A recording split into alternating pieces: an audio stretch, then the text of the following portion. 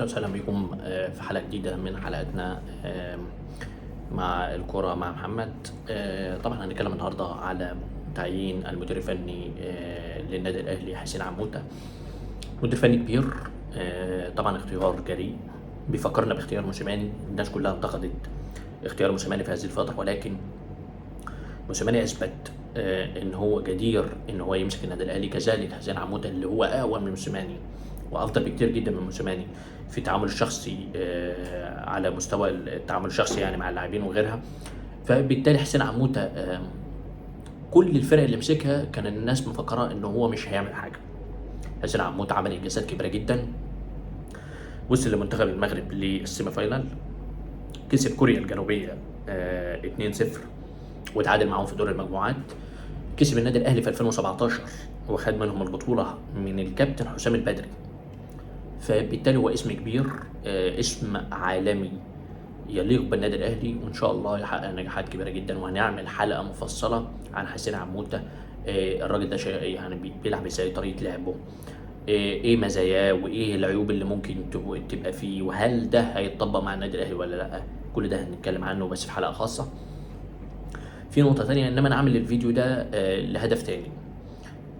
طبعا ببارك للنادي المصري وجماهير النادي المصري البورسعيدي على الفوز على نادي انبي بثلاثيه نظيفه.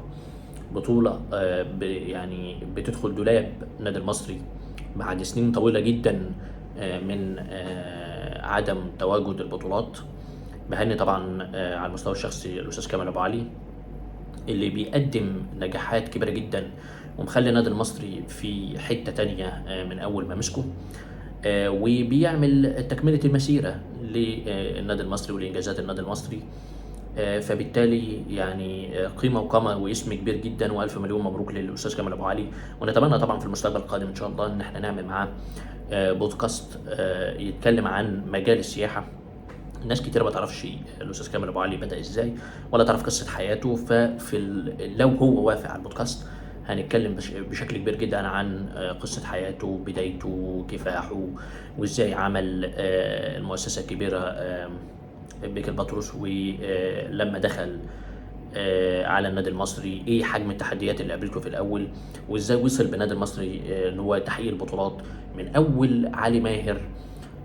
تولي الكابتن طبعا علي ماهر قيادة الفريق، وبعد كده خلف جه من بعده المدرب التونسي الشهير، وجي من بعده برضو كابتن عماد النحاس. كان اختيار ممتاز اللي وصلهم للعب كرة ممتعة، كرة ممتازة، فتألق لتألق إن شاء الله. وألف مليون مبروك مرة تانية للأستاذ كامل أبو علي. طبعا النادي المصري نادي جماهيري محدش يقدر ينكر ده. ونتمنى في المستقبل القادم ان شاء الله التعاون المثمر بين النادي الاهلي والنادي المصري، وعودة العلاقات بشكل واضح ويعني زي ما بيقولوا كلير 100%. وشكرا لكم.